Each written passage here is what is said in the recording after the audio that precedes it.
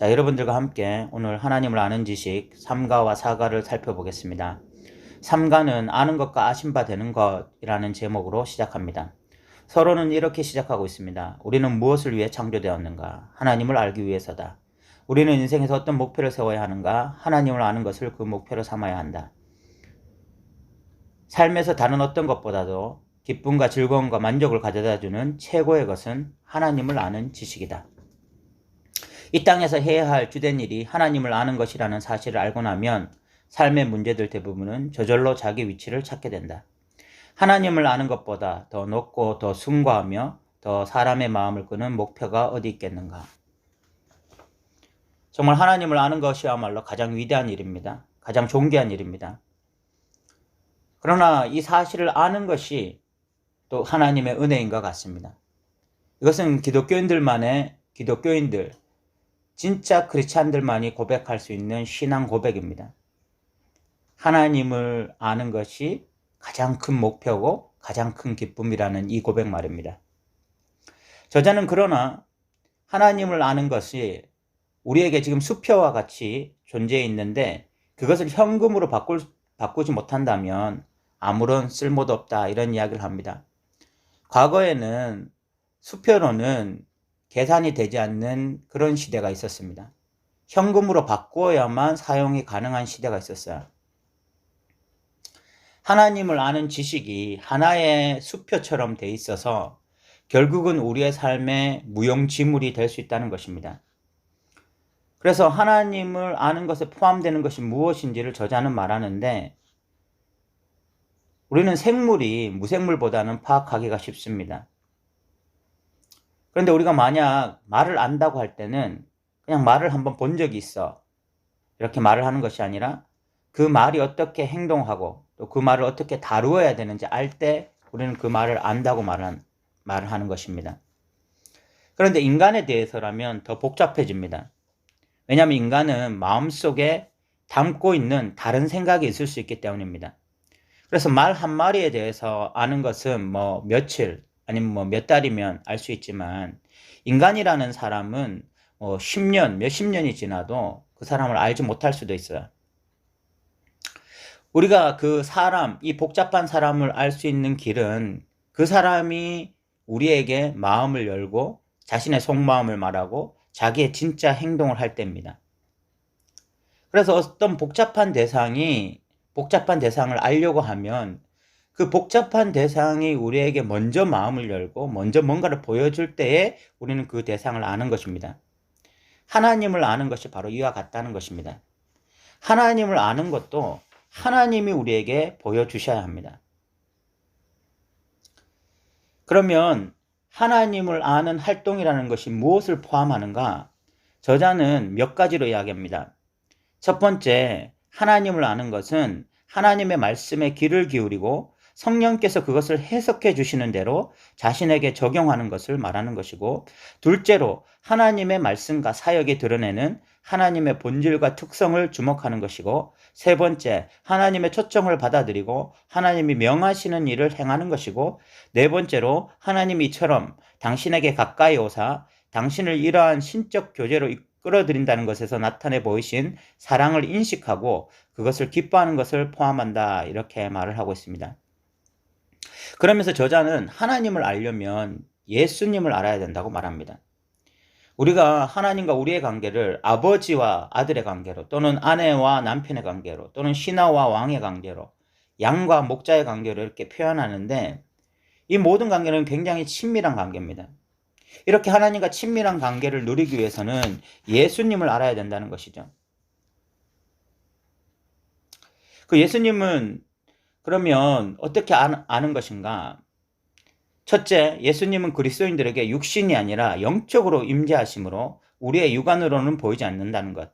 둘째, 그리스도인들은 신약의 증거에 의거해서 원래의 제자들이 일정한 기간에 걸쳐 점진적으로 이해했던 예수님의 신성과 속죄의 희생에 대해서 진리를 처음부터 안다는 것. 세 번째, 오늘날 예수님은 우리에게 새로운 어떤 말씀을 하시는 것이 아니라 복음서에 기록되어 있는 자신의 말씀들을 다른 성경적 증거들과 함께 우리의 양심에 적용하심으로써 말씀하신다는 것. 다시 말해서 우리가 예수님을 제대로 알기 위해서는 복음서를 제대로 알아야 된다는 것입니다. 복음서를 통해 예수님의 가르침, 예수님의 행하심을 제대로 이해하게 될 때 우리는 예수님을 알게 되는 것이죠. 그런데 저자는 여기서 이런 말을 합니다. 예수님을 아는 것에는 예수님과 같이 행하는 것이 포함된다. 요한복음 10장 27절에 예수님은 내 양은 내 음성을 들으며 나는 저희를 알며 저희는 나를 따른다 라고 말을 했습니다. 예수님을 아는 양들의 특징은 예수님을 따라가는 것입니다. 예수님과 동일하게 함께 행동하는 것입니다. 그래서 우리가 예수님을 안다라고 말을 할 때는 예수님에 관한 기록들, 성경에 기록되어 있는 사복음서를 열심히 연구하고 성경을 연구하는 것이 중요하고, 그렇게 성경을 알 뿐만이 아니라 성경대로 예수님과 함께 행할 때에 우리는 예수를 알게 되는 것입니다. 그러면서 또 저자는 하나님을 아는 것은 인격적 문제다라고 말을 합니다. 그 말을 풀어서 몇 가지로 말하는데, 첫 번째, 하나님을 아는 것은 인격적인 교제다 이렇게 말을 하고 있습니다. 우리가 하나님을 안다라고 말을 할 때는 그냥 건전한 신학을 가지고 그냥 신학적으로 하나님을 아는 것을 의미하지 않습니다. 때로 건전한 신학을 가지고 있는 신학 교수보다 저 어디 시골에 살고 있는 작은 교회를 다니고 있는 할머니가 하나님을 더 많이 알 때가 있습니다. 그것은 신학적으로 더 많이 아는 것이 아니라 인격적으로 친밀한 교제를 누림으로써 하나님을 아는 것이죠. 저자는 이렇게 하나님과 인격적 교제를 누려야 된다라고 말을 합니다. 두 번째, 하나님을 아는 것은 인격적인 일과 관계된 일이다라고 말을 합니다. 이 말은 우리의 지성, 의지, 감성 이런 것들이 모두 다 하나님을 아는 일에 작용되어야 된다는 것입니다. 우리는 지성을 통해서 열심히 하나님을 배워가야 됩니다. 우리의 의지를 통해서 열심히 배운 말씀에 순종하려고 해야 됩니다. 그러나 그런 것들만 있는 것이 아니라 우리에게는 감정이라는 것이 있습니다. 그래서 하나님과의 이 상호작용 속에서 오는 감정적인 것들이 막 일어나야 돼요. 그래서 하나님이 영광을 받으시면 기뻐하고, 하나님이 조롱당하시면 막 비참해지고, 하나님과 동행하면 감사하고 기뻐하는 그런 마음들이 일어나야 되는 것입니다. 우리가 어떤 사람하고 관계하든지 그 사람과 관계할 때, 그 인격적으로 관계할 때 나타나는 현상이 지적이고 의지적일 뿐만이 아니라 이런 감정적으로 나타나듯이 하나님과의 관계에서 이렇게 감정적인 상호교류는 굉장히 중요한 것이죠. 그리고 세 번째로 하나님을 안다고 하는 것은 은혜라는 것입니다. 아는 것과 아신 바 된 것, 이것이 본가의 제목입니다. 여기서 말하려고 하는 것이 그것입니다. 우리가 어떻게 하나님을 알게 되었습니까? 하나님이 우리에게 보여주셨기 때문입니다. 하나님이 우리에게 나타내 보여주셨기 때문에 우리는 하나님을 알게 된 것입니다. 그래서 하나님을 알기 위해서는 하나님의 은혜가 먼저 선제되어야 되는 것입니다. 그리고 마지막 저자는 아신 바 되는 것이라고 말을 합니다. 결론 부분이에요. 그러므로 가장 중요한 것은 내가 하나님을 안다는 사실이 아니라 그 사실에 근저 있는 더 큰 사실, 곧 그분이 나를 아신다 하는 사실입니다. 하나님이 먼저 나를 아셨기 때문에, 그리고 계속해서 나를 아시기 때문에 내가 하나님을 알게 되는 것입니다. 이것이 중대한 사실입니다. 하나님이 계속해서 사람 가운데 나를 이끄시고 나의 유익을 위해 나를 지켜보고 계신다는 사실을 알면 말할 수 없는 위로를 받습니다. 하나님은 우리의 최악의 상태부터 보셨습니다. 우리가 죄의 노예로 있고 사탄의 노예로 있을 때부터 우리를 보셨습니다. 그때 아들을 통해서 우리를 구원하고 지금까지 우리를 보고 계십니다. 이것이 하나님의 현실적인 사랑입니다. 그러므로 우리가 하나님을 알기 전에 우리가 아신 바 되었습니다. 그리고 우리가 하나님을 알게 되어지는 것은 하나님이 우리에게 하나님을 보여주셨기 때문입니다. 우리가 이 하나님을 안다면 하나님과 인격적으로 교제하며 우리의 인격적인 것들이 하나님과의 교제에서 나타나야 하는 것이죠.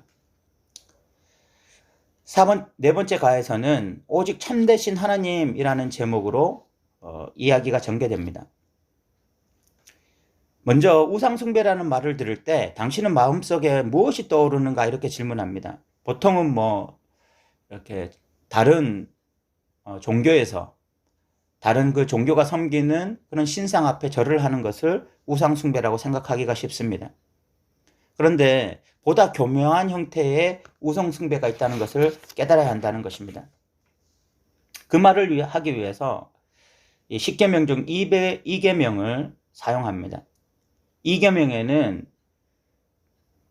하나님의 형상 그런 것들을 만들지 말라라는 말씀이 기록되어 있습니다. 찰스 하츠는 이 2계명을 인용하면서 두 번째 계명은 거짓 신들을 숭배하는 우상 숭배뿐 아니라 형상을 가지고 참되신 하나님을 숭배하는 우상 숭배의 원리를 지적하는 것이다. 이 말은 다른 말로 하면 하나님을 믿는다고 하면서 어떤 형상들을 만드는 것이 결국은 우상 숭배로 가는 지름길이다. 이것 또한 우상 숭배다. 이렇게 말을 하는 것입니다.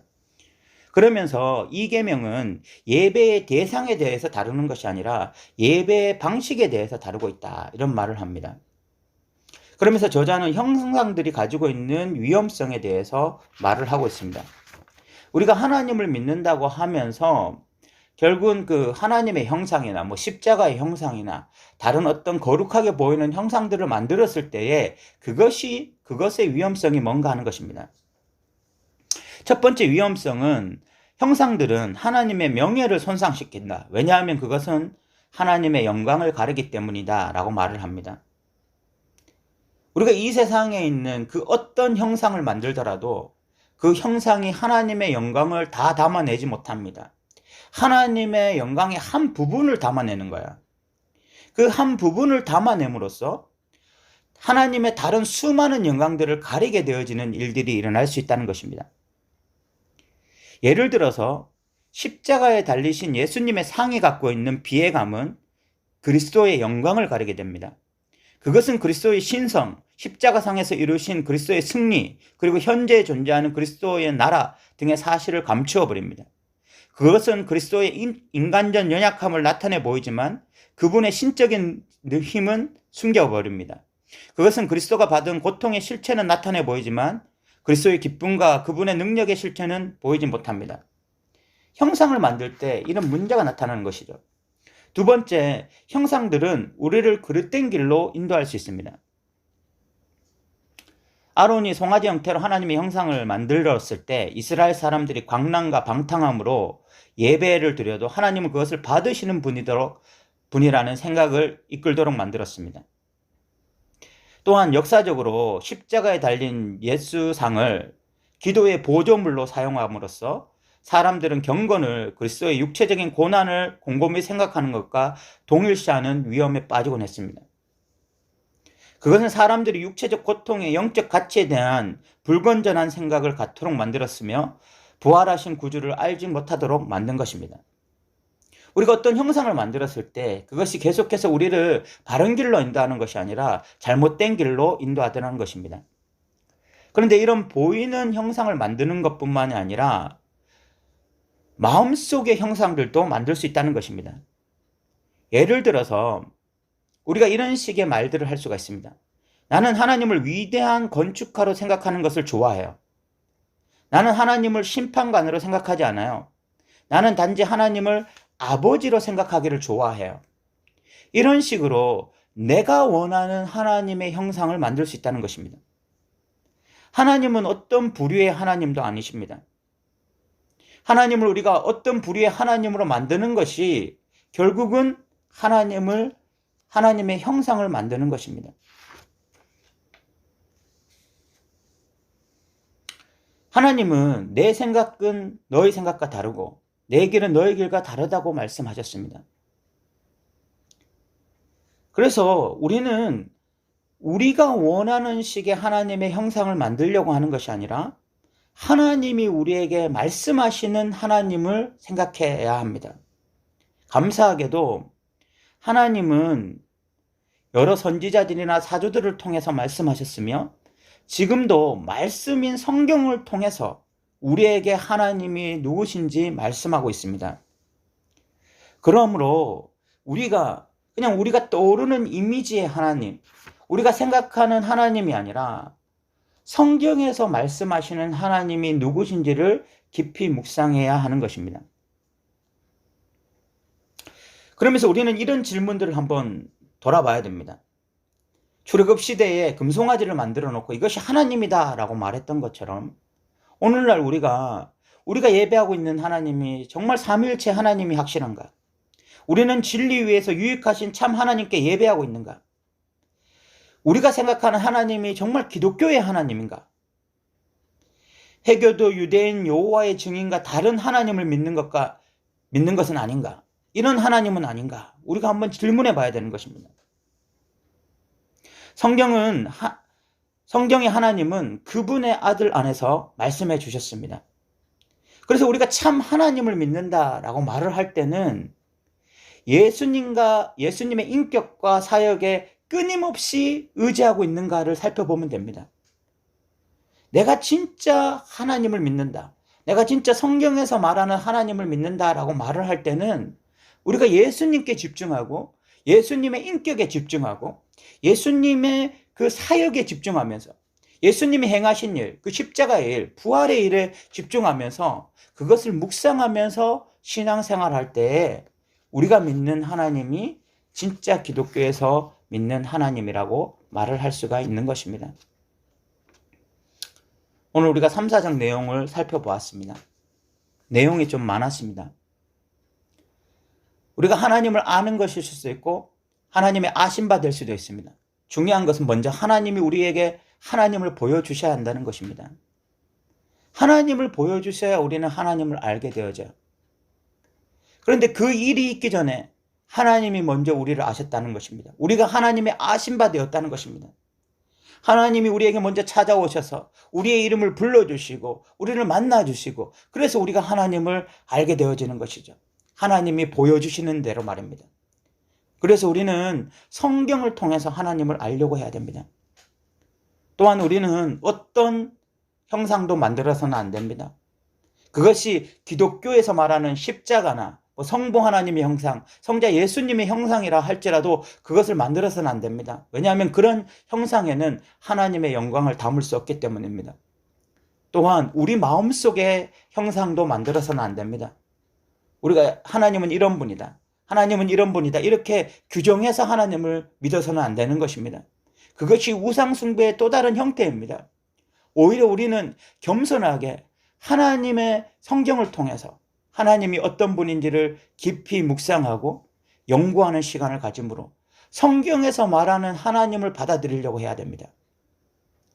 그 하나님이 어떻게 성경에서 말하는 하나님인지를 알 수 있냐? 예수 그리스도의 그 행하심, 예수 그리스도의 그 본성을 통해서 우리가 끊임없이 예수 그리스도의 본성에 집중하고 예수님의 행하심에 집중하고 있다면 우리가 지금 제대로 하나님을 알아가고 있는 것이다 라고 말을 할 수가 있는 것입니다. 오늘 3, 4장을 이렇게 정리할 수 있게 하신 하나님께 감사드리고 여러분들이 이 말씀을 통해서 정말 하나님을 깊이 알아가는 저와 여러분 되시기를 바랍니다. 들어주셔서 감사합니다.